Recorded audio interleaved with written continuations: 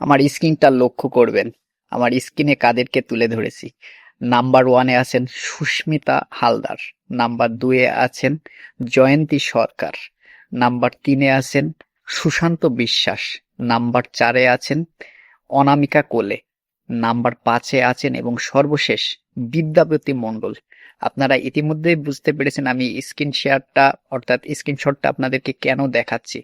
গত সপ্তাহের এঙ্গেজমেন্ট লিস্টে আমি এই 5 জনের সাথে বিগত অনেক দিন লেগেছিলাম এবং তাদের টপ 5 এর ভিতরে আমি হয়েছিলাম। তা সবচাইতে দুঃখের বিষয় এখানে আমি এই ভিডিওটা কেন করছি, বিষয়টা হচ্ছে এটাই যে এর ভিতরে আমি একজন মাত্র ব্যক্তি পেয়েছি, সে হচ্ছে নাম্বার 4 অনামিকা কোলে। এই দিদিটা আমাকে ফলোও করেছে এবং এই দিদিটার থেকে আমি সাপোর্টও পেয়েছি, আর মাঝে মধ্যেই তিনি আমাকে সাপোর্ট করেন। আর এই 5 জনকেই আমি কিন্তু ফেভারিট লিস্টে রেখেছি। আর বাকি 4 জন আছেন, তার নাম্বার 3 এ যে সুশান্ত বিশ্বাস, তিনি গত 2-3 দিন আগে আমাকে একটা পোস্টে 10টা ফুলের ভালোবাসা দিয়ে গেছিল, কিন্তু ফলো করেনি।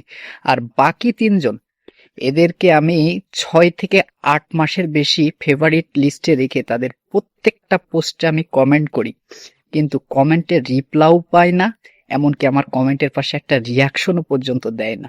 কিন্তু এই 5 জন ব্যক্তি ফেসবুকে, একজন বাদ অর্থাৎ অনামিকা দি বাদে, বাকি যে 4 জন ব্যক্তি আছেন এরা ফেসবুকে বিভিন্ন মানুষকে বিভিন্ন রকমের পরামর্শ দিয়ে থাকে, এটা করলে এ হবে, তা করলে তা হবে, নতুন নতুন নতুন।